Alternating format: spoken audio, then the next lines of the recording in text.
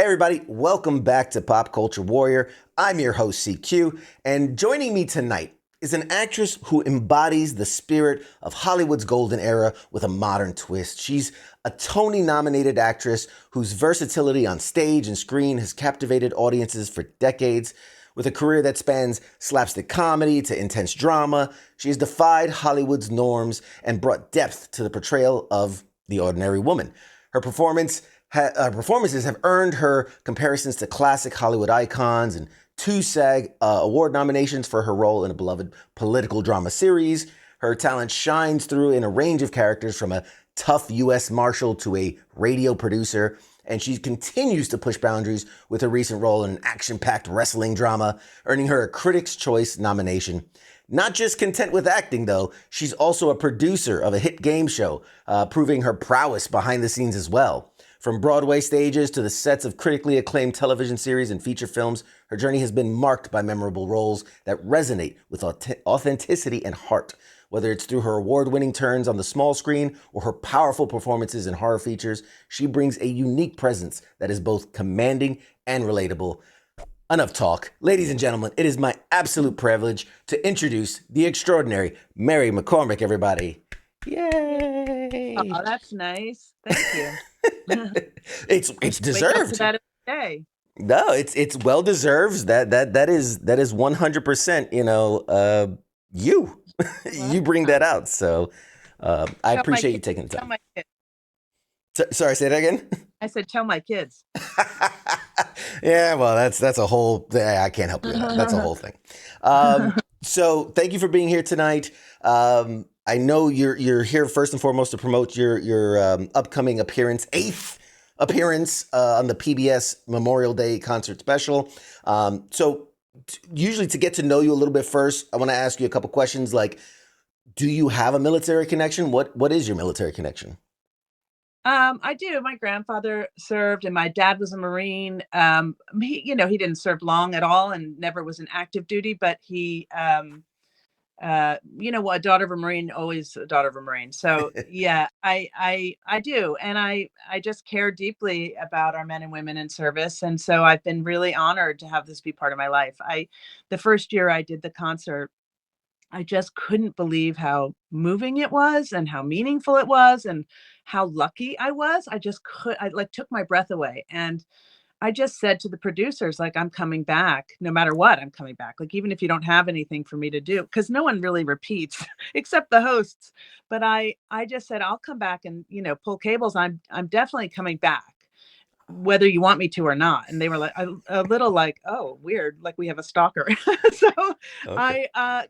they very sweetly involved me every year, and I've been involved for 8 years. And as long as they'll have me, I'm gonna do it. Wow, that's incredible. That's absolutely incredible and such a good thing to hear. So, first and foremost, obviously, we're connected to the military, but my show specifically is a pop culture show, right? Movies, TV, video games, all these different things. There's so many things to geek out about and nerd out about. Like, what's the thing maybe outside of your profession that you truly just geek out about? Oh wow, it's not going to be great. I mean, I like some bad TV.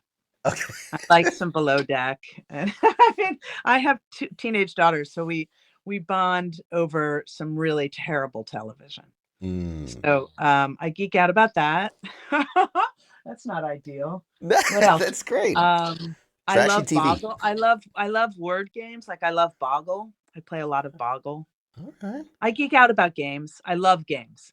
Oh, I Uh, got woman of yeah. my own heart. Wait, I've got a live stream board game tonight scheduled. What? So That's it's so cool. yeah. Yeah, I love games. And so much so that 25 Words or Less, which is our game show now that's been on for many, many years, started in, I mean, it was an out of print board game that I bought on eBay because I played it at a friend's house once. And I thought, this is incredible. I'm going to have to get this. So we did. And we loved it so much. My husband was like, let's get the rights. And I was like, for what? We don't produce game shows. And he just said, well, let's call and see if we can do it. So we called the guy who designed the board game, and we said, look, we've never done it before. So, you're rolling the dice with us, but how about we get the rights for $25 or less? And he was like, yeah, okay, just make me a partner. And we did it. And now the game show's been on for years because it's a great game. It's great. You have to play it. It's a great game, and Okay. it's still, you can get it now. It's reissued. We're gonna make that happen. Sorry. We're gonna no, absolutely. I love it. It's the Now I'm passion. geeking out, like you It's the said. I'm passion. geeking Yes, out. that's exactly what we want to know. I have a passion for games as well, so you can't tell, but in these drawers, all back here are just filled with board games, hundreds I and hundreds love of it. board games. Love them. I love it. I Um, love a board game. more about you. Give us a peek, young Mary, right before, because I know you started early. I know you started in this career early, but Well, yeah, I didn't really. I mean, they write that online that I started as a kid, but I didn't. I just did local plays as a kid. Like I just did it like the way most people do, like at yeah. my church or down the street or. So what did you think before going, okay, I want to follow this passion, I want to become an actress? Yeah. What did you think you would be? A dentist, lawyer, police officer? Oh, What? no. No, I always thought I'd be an actress. I grew up in New Jersey, and every year my dad for my birthday and my mom would take me to a Broadway play because we were sort of about a half hour out. And I just thought, I just remember thinking, like, that's a job? Like, those are adults. And I thought, so ever since I saw that, I just always thought, well, that's what I'll do. That seems fun. I'll live in the city and I'll act. So, and you don't realize as a kid that that's like little kids wanting to, pitch in the Major League Baseball Right. pitchers, like it's just that kind of dream that only kids have. And so it never occurred to me that that might be difficult. That's awesome. I Yeah. love when, because it's one thing, it's like, oh, it's a great story. Oh, I fell backwards into it. Some guy was like, hey, you should be in the movies. And then Uh, next thing I'm an actor. But I love hearing when people like, I've had a passion for it. It's all I've ever wanted to do. It's when I was a kid. yeah. That's the best. That's it. It's, oh It man, just, love yeah, it. I just never thought I would do anything else. It just, I am, yeah, I guess if I had known how difficult maybe I would have thought, I should have some backup plan, but I just went full steam ahead. That's awesome. That's awesome. So for this PBS Memorial Day concert, I mean, obviously it's a cherished tradition. You've been there for 8 years. Yeah. Yeah. Can you give us a taste? Like, what does it mean to you to really be part of this event and to get to honor, service members and their families? Yeah. Well, I mean, it's a wonderful chance for us all to join together and honor everyone who is, serves, who has served, and all their families as well, for the sacrifice they've made. It's our national night of remembrance, and it's a way um, to sort of honor everything that they've accomplished, how brave they've been, and how thankful we are to them, and to those, most importantly, who have given the ultimate sacrifice, just to say they didn't die in vain. It's a day to reflect and remember. It's a chance for us to sort of say, like, to our children, that this isn't just a day for a cookout, Right. that there's something deeper, there's something really important. And it doesn't mean you have to sort of spend the whole day like that, but to take a pause and just to remember and thank. Yeah. Oh, I couldn't have said it better myself. Unfortunately, I lost friends in combat, and Uh, it's definitely that, right? This is not. I don't think anybody would want, to take a whole day and be depressed but no. like to remember and cherish and Yeah. keep their memories alive, keep their spirit alive, and to And to to let them know that we're here. That yeah. to let I think to let all wounded, ill, and injured warriors know that we're here for them, that we're going to partner with them in this journey. That we know there's challenges still, even for those who made it home. There's visible and invisible wounds, right? That are Absolutely. continue to be challenges. Absolutely. Ah, I couldn't have said it better myself. Um, I'm just curious because doing something like this is, I mean, I can imagine emotionally charged. It's a heavy kind of subject matter. How do you Yes. prepare when, you're going to do something like this, when you're going to speak publicly? I mean, it's a live event. Mm. Well, it's aired, but there's people Yeah. there. It's live. It's Oh happening yeah, it's live. live. Yeah. How do you prepare for that, right? Like in front of a national audience, this is an emotionally charged event. Yeah. Yeah, that's scary, but I think with this it's easier because to stay in the right mindset because of how brave the people you're honoring have been. Do you know what I mean? Like, Mhm. it's pretty easy to be like, okay, suck it up, to myself, because of what you're doing. You're there to say thank you, to people who've given the ultimate sacrifice and their families who are there. So it's a little like, it's pretty easy to sort of be grounded in that moment just because my fear doesn't compete. Right. You understand like these Yeah. guys really went through some tough Yeah. stuff. This can't be Yeah. that Yeah. hard. Yeah. No, I have to suck it up to do the right thing. It's like I'm there not to put on a show. I'm there to honor people. And that Right. helps, I think. It takes a little bit of the focus away from you. I'm just a Yeah. mouthpiece to Yeah. to It's not point. about me. Yeah. Yeah. It's not about me. Gotcha. Now, the way that this works out is that they bring out different people to kind of work on different segments. I know your segment, I believe, is celebrating Wounded Warriors this year, Mhm. which is incredible. I mean, how do you? I'm just curious, how do you approach that? Like, what's the message that you're hoping to convey to the audience, especially when you're talking about Wounded Warriors? Yeah. Well, I'm going to have a conversation with um, Christy Ennis, who was, injured um, in Afghanistan. And, our conversation, hopefully, because of her determination and resilience, she's done all this incredible work to serve veterans. And she's created this community of people through her foundation. And she's just done amazing work to sort of remind people that it's not weak to ask for help, and that if you're feeling isolated, um, that there is community. There are people out there who you can reach out to. And so, and I think with our segment, our goal is to somehow reach people who are feeling isolated, to let them feel seen and heard, and to know that there's help on the other side. So, she's just done an amazing thing with her own life. She came home ill and injured and wounded, all of it, and she tried to take her own life.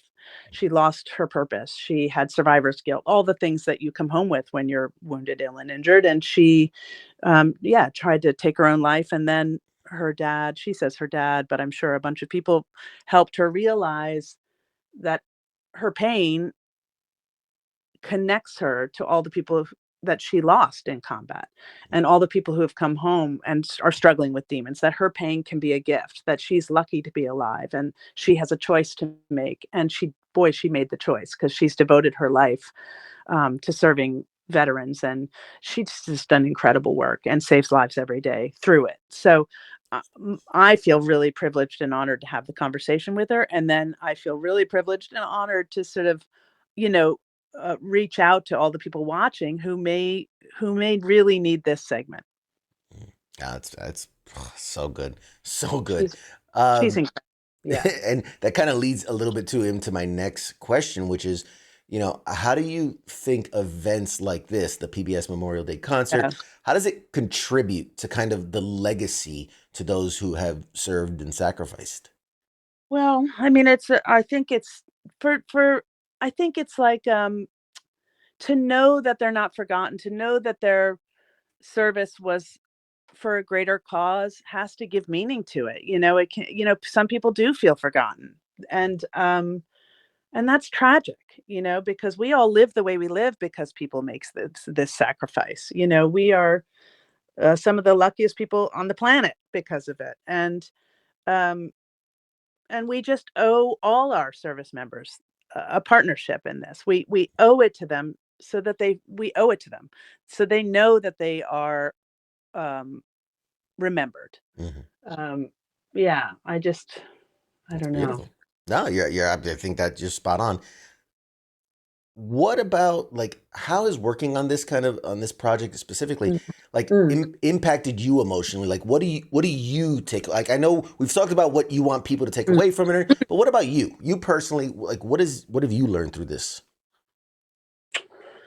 Well, I mean, it's an emotional night for sure. I mean, the first night I did it, I was 8 years ago. I was overcome with emotion, and I am every year. I just am every year astounded by people's bravery and selflessness, and people who can see the greater good and live their life with purpose, and then the families who support them, and make sacrifices every day, whose dads aren't there for weddings and moms aren't there for graduations. And it's just the most moving thing in the world that people um, live like this and make this choice for all of us. So I've learned how lucky I am as an American. I've learned how lucky I am um, to live free because of this sacrifice that everyone makes. It's beautiful.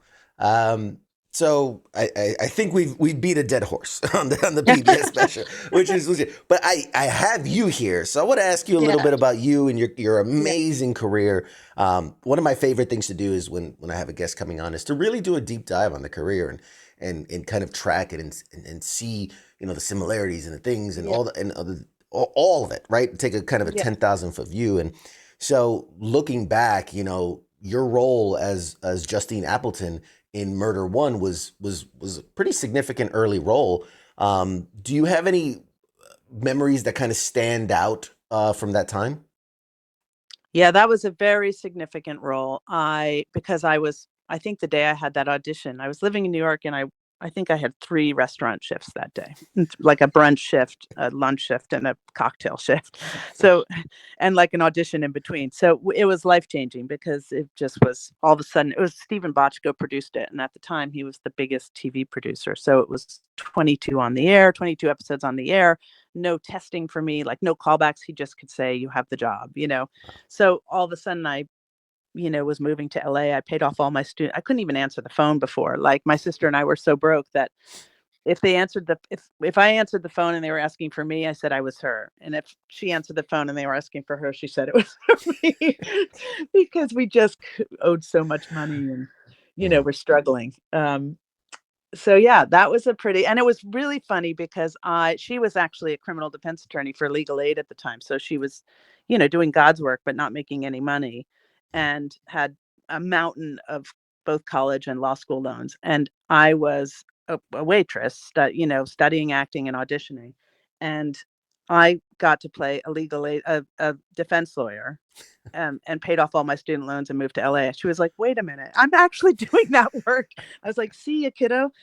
But I love her so much. Yeah, it was a great job. I mean, a great job. I got to work with Stanley Tucci a lot in my first year, which was like going to acting school crash course. It was wonderful. Yeah, incredible actor. Um, Yeah. we'll jump forward a little bit. Yeah. You played Deputy National Security Advisor Kate Harper on The West Wing, which Yeah. I can imagine was a quite an experience. What did you Yeah. learn from being part of such a critically acclaimed series? That was a life-changing job because first of all, the quality of the material was so good. So I was so lucky to be there. I came 4 months pregnant and had my first daughter during the show, and then just came back, and everyone was so sweet. It's a real family, that cast. We still are. I'm on a text chain with all of them, and we just give each other, I can't say it, but we give each other a hard time. And we love each other and show up for each other. And I just actually wrote a book on the West Wing. So it comes out August 13th, I, and it's I called What's Next? I know. I love it. I was excited. I saw that. I'm glad you touched on it. I Yeah. was going to bring it up later, Yeah. but Yeah. yeah, that, and that's something that's still, I mean, it's still in the pop culture sphere Yeah. even today. Oh, yeah. Did when you're in it and you're surrounded by it, do you Yeah. ever get the sense of like, oh, this is important. This is going to Uh-uh. mean something and it's going to be around forever? No, I don't think I did because I was pregnant and stuff. Like it just felt like going to work, but work with really fun people. And, I mean, it's hardly work, I mean, there were long days, certainly hour-long television work is long, but it's so much fun. I mean, I would have done it for free, you know, it's just the best. No, but I didn't think it would have the legs it had just because you can't sort of see ahead like that, Sure. like, um, yeah, I didn't like. Now my daughters are finding it. There's a whole new generation finding The West Wing, which Mm. I think is great, because it's good they're watching some good television. But I definitely couldn't have predicted that. Awesome. Again, jumping ahead because I want to keep you here on time, but Yeah, yeah. you have such a great career that like I really had to nitpick and go through just kind of Uh, the highlights. Maybe another time we'll bring you back and we'll do a deep I'm dive. happy to come. So as Mary Shannon in Plain Sight, you Yeah. portrayed a really complex character. I'm really fascinated by this. What drew you specifically to that role, and then how do you prepare for it? I loved that character so much. When I read the script, her name was Mary, which I was like, "Oh, that's weird," just coincidentally, and I just loved her. She was so unusual. Like, now I think there's more characters like that, but at the time, there weren't a lot of women characters written like that. Like, she to me, I think I put it down and I said to my husband, "She's written like the male lead." Mm, Because back then women were less complex, and she was sort of grouchy but kind inside, and she was a little bit of a mashup of things, which was usually reserved for the male lead of a show. And so I just thought, God, she's the best character I've read in ages. So yeah, I just wanted it a lot, yeah. and went in and met with the creator, and then was off and running 5 years later. Yeah. Is there a process for like is it something where you kind of read the script and you go, okay, I think I get an idea of who it is, or do you have to kind of like mentally So, transform? yeah, sometimes, yes. In that case, that was the closest character I've ever played to me, I think. Like, I was like, "Oh my god, she's pissed off like I am. She's grouchy like I am." But, underneath it all, she's kind of okay. But yeah, no, that fit like a glove. Like, it was as if he'd written it for me and then named her Mary. It was spooky almost. Oh In man. fact, the original title was Mary Sunshine, Oh, which I okay. loved. Okay. Hmm. That's I That's fascinating. I always love again hearing these stories where they're like, the you and the character were practically one, right? Like I felt like Yeah. this was I written mean, for me. that's sometimes less fun because, part of the fun of being an actor is transforming, but in Sure. this case, the part was so good, and the show concept was so good, and also in hour-long television, it's not a terrible thing when the part is aligned with you because the hours are so insanely long that Mm, and you might do it for 1,000 years, that it's kind of okay when it fits like a glove. sure. It makes the job a little more doable. Plus, I think I had a 2-year-old when I started, and I finished the show with 3 daughters, so it was good that she fit like a glove. That's good. And then I know too, just kind of behind the scenes when you're shooting TV, it's a much faster pace than like a movie, where oh, let's do multiple takes. It's like shoot it and move, we got to get to the next Oh, episode, right? definitely. Yeah, definitely. I mean, when movie actors come on, or when a half-hour sitcom actor's like, "Oh, I'm working so hard." I'm like, "Quiet, be quiet." Because I was pregnant, 7 months pregnant, working 16-hour days every day, which, I know that's not nothing, like, in the desert in heels. Yeah, that'll do it. That'll do it. Yeah, yeah, That's what separates the people that are passionate about the craft and versus yeah. like, you know what, I could make better money being a Yeah, lawyer yeah. No, or something it else. was hard, but it's also what I love to do, so that makes it easier because it's really fun. Absolutely. So switching gears a little bit, Yeah. the kids are all right. I mean, we're jumping to comedy. I mean, Mm. how do you adapt the acting style, right? When you're jumping from, the hard Mhm. hitting dramas to something like comedy. Well, I think really good comedy is born out of truth. Like, so I think if you're truthful, that's where the Venn diagram connects. Um, and I think I loved The Kids All Right because that's also a world that I understand. Like, Irish Catholic, raised in the '70s. That's a particular type of mom, unsentimental,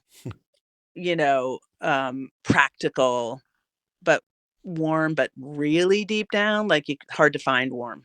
Mm. Um, and I loved that world. Yeah, that was really fun, really fun. I can't imagine. I can't imagine. I would have Uh, played her forever. Yeah, oh, and we would have loved to see you play her forever, right? I yeah. think that's the goal. But I think too, I can't imagine from your perspective. It's got to be a hard thing because I understand from the industry side that like there's a security, a safety, and like oh, being on like a Friends, right? 10 years, and you're making Yeah. all this money, but also from the creative side, you want to flex it, right? You want to change characters, you want to try new things. I would imagine. Yeah, I think, like, with everything in life, there's good and bad to everything in life. I mean, I think, yeah, the financial security, I guess, for some of those actors is great. But the upside of my career is that I've gotten to sort of, yes, like you said, transition and transform, and even I think there's even a I mean, I know like some of the fame at that level is good, but some of the fame at that level is you're really paying a price, especially Sure. if you're a mother, you know? So I think I feel very happy with where I landed. Like I get to do a bunch of different things, stage and TV and movies. I get to transform a lot, and my kids can eat with me in a restaurant and actually have a conversation. So I've been very, very lucky. Yeah, Very, we and the guys, we always you play that game of like, oh, if I only I could be rich and famous and this and that, and I'm yeah. like, honestly, I'm with you. I would love to have a career where I'm passionate about what I do and I get Yeah. to really flex the Yeah. abilities while still maintaining some semblance of a normal life. Yeah. Because I mean, you hear these Yeah. stories and it's whew, Yeah, it's hard to be hunted and all that. I mean, I don't know. I think there's always a, two sides to all of it, right? sure, everything in moderation, right? Yeah. There you go. Let's talk a little bit about Heels because That's- you play Willie Day. It's an incredible series. Um, I want to say such good things. I grew up a wrestling fan, so I feel like Oh, it's so good. It's so well done. oh, I know the thank you. show was unfortunately canceled on Stars. I Yeah. think you guys were better than where it was airing. I'm just gonna say it. I'm gonna It say may it. not it may not have been a match with the network. You know what I mean? Like I think every so. shows have to land on the right. Anyway, we're on Netflix now, so hopefully a lot of eyes will find it and enjoy it. And who knows? Maybe Netflix will do some more seasons. That was literally the next words out of my mouth that Netflix picked it up, which I think Yeah. is the greatest thing for Yeah. it. I know Me Netflix too. is doing a big push. They just spent a bajillion dollars getting WWE rights so that they can Yeah. air I saw wrestling, that. which I think is going to be a great marriage because the people that watch that will then see Yeah. this. And I, Yeah. for the people that maybe haven't seen it, only because like, oh, I don't have the Stars network or whatever it is, what do you want to say to them? Like, what do you want them to know about this show and why Yeah. they should watch it? Well, I mean, that's the thing. Like, you grew up a wrestling fan. My brother grew up a wrestling fan. I didn't really know. I mean, I knew the basics, of course, because we had a fan in our house, Sure. but I wasn't, as obsessed. But the show's so good. Yes, the backdrop is wrestling. And if you are a wrestling fan, I think what I've heard is we've sort of honored that Hmm. truthfully, which I love. But it's also a family drama. It's a little like if I loved Friday Night Lights and I don't care about football, and I loved Friday Night Lights because I cared about the people. Right. So I think if you are a wrestling fan, you'll enjoy Heels, but if you're not a wrestling fan, you'll enjoy Heels. Mm. I think that's the main thing. Beautiful, beautiful. I always liken it to like oh, The Walking Dead. I mean, yes, Right. it's a backdrop of zombies, but it's about the people. It's about the Yes, that's right. connections. Yeah, the So relationship. Yeah. and it's great. And I hope and pray. I mean, I know it. These kind of things. It's obviously out of your control and a lot of people's control, but Yeah. I hope it gets a huge following. It deserves it, and hopefully Hey. Netflix sees the potential there and seizes upon it. So I'm I hope sure I'm sure you would like to return to the character. I can only assume. definitely. Definitely. And it's a great cast. And I love the showrunner, Mike O'Malley. And yeah, I loved doing it. She's a Outstanding. great character. Yeah. She's a real badass. I love it.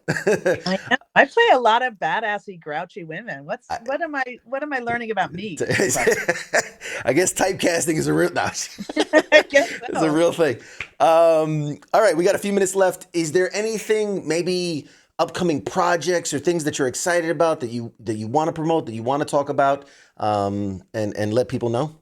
No, I mean, I think Heels on Netflix. Definitely watch Heels on Netflix. I just shot a horror movie called Vicious, which I think I play a really creepy. Well, I shouldn't say. I shouldn't say what I play. Right. Anyway, it's not out yet, so it's fun though. And yeah, that's it. Heels on Netflix. Heels on Netflix. And 25 words or less. Why not? Oh, absolutely. Got it. It's a great show. Great show. It's really good. Yeah. And then obviously, again, want to plug the West Wing book that you have out. Yes. It's a great August thing. 13th. Our book comes out August 13th. August 13th. Is it solely for the West Wing fans? Is or is it Oh, No, I think it's a book, well, because we did a sort of book about, definitely about the West Wing and different, you know, sort of, yes, it's a book for the fans, but it's also a book, we also talk about the West Wing's legacy of service, because wherever we go, most of us, first of all, that's what kept us so close, is that one of us will be doing a service project and sort of send out the bat signal and the rest of us show up. Mm. So I think it's been a little bit of the glue of our long-term friendship. But also wherever we go, people are like, oh, I'm doing this because of something I saw on the West Wing. And so we realized, like, what a lucky thing to have been part of a show that's inspired service. Mm. So yeah, it's also a book about service and how you can be involved and stay involved and how rewarding that can be. Outstanding. In the last few minutes here, we'll do like a speed round, random questions here. Oh Um, God, this is not a game show. You're not gonna fail. I'm nervous. What are some qualities you admire in other actors? Um, I think like weird reads, weird choices. Like when an actor does something that's odd but works, is still truthful. That I admire, and then I really admire good manners on set. I love it. With obviously such a busy schedule, which we appreciate you finding time for us. How do you balance day to day life? Right? How do you figure that balance out, work and life? It's not great. I mean, I don't do it great well. I lost my driver's license yesterday. I mean, I'm not killing it. I'm moving too fast and doing too much is the honest answer. But you do the best you can. That's all. And sometimes you get a solid C plus. Hey, That's it. C's get You try to degrees, forgive right? yourself. Yeah. What keeps you inspired or motivated? Both your personal and professional life. Um, well, in my professional life, I feel like I love what I do, so I'm inspired and motivated because I don't know what else I would do, and I enjoy storytelling. Like, I feel like one of the luckiest people alive to get to do it, and if they pay me, I think, well, that's great. So that's easy. And then in my personal life, love for the people I love. Right. Yeah, I mean, I'm blessed with three daughters and a husband whom I adore, and it doesn't get better than that. So I'm lucky, one of the lucky ones. It's beautiful. Is there any fun fact about you that maybe not many people know about? Something you can share? Well, I can speak fluent gibberish at a guy spit a geek lit a geek that gets pretty good to the geek for the gas to again to go with a gun kid again at a gun to the girst again midigi. That I speak fluent gibberish, and I have enormous hands. Like, it makes no sense. Like, pianists and basketball players look at my hands and they're like, "Please tell me you play basketball or the piano." Wow. It Okay. makes no sense. I know. I feel like we're getting to know you so well. A couple more here. Looking back on your career so far, because we know there's a lot more to go, is Yeah. there any piece of advice that you wish you had received earlier in your career? Oh, that's a good one. Um, you know what? I think this was pretty early in my career though, but still a piece of advice Stanley Tucci gave me once. I was doing a scene and in the scene I was being sort of sexually assaulted, and the actor who was sexually assaulting me was sort of like inappropriate Mm. and or just pushing it. And I was crying in my trailer, and he came in and he was like, "What are you doing? What are you doing? Why are you crying?" And I said, "I was trying to like play ball, but it's really upsetting. And I was trying to be good. I was trying to have good work ethic, and I was raised like that to Sure. know how lucky I am, and to count my blessings and just get on with it. But he was like, "Hey, if you're speaking up about something that makes you do your job better, it's not bad manners. It's good manners. Like, you need to do your job. And if you're speaking up about your trailer size, if you're speaking up about what's for lunch, then you're being sort of annoying, and that's bad manners. But if you're speaking up about the work, that's good." And so uh it helped me understand like appropriate boundaries with work Mm. stuff. I mean, I still learn it all the time and I struggle with it, but it was helpful. And coming from him, it was very helpful. I think that's great work advice. I also think that's just great life advice in general. Like, Totally. Yeah, you know, totally. It's like, stand it's up when you're okay. not Yeah. comfortable. Yeah. And it's okay to speak up if it's about what you're doing. If it's about nonsense, then yeah, check yourself. Check your privilege. I love it. Let's see, two more here. How do you hope that your work impacts the industry and audiences that view it? Oh golly, I don't know. I mean, I don't do anything that important, but the Memorial Day concert's the most important thing I get to do. So I feel very lucky to do that. But otherwise, I just hope I am truthful, on screen. That's my job, is to be truthful, is to let people forget they're watching something fake, right? Is Mm, to let people go somewhere with a story, and hopefully the story changes them in some way, either makes them laugh and gives them relief, or makes them pick up the phone and call someone they love, or the way art should. So if I get to be part of that and I'm truthful doing it, then the spell has worked. It's more likely to work awesome. and for people. That's so good. It's like you know all the answers. Like you know all the right answers. Finally, what message would you like to share with your fans, people that may have followed your career, supported your career? This is your opportunity to talk directly to them.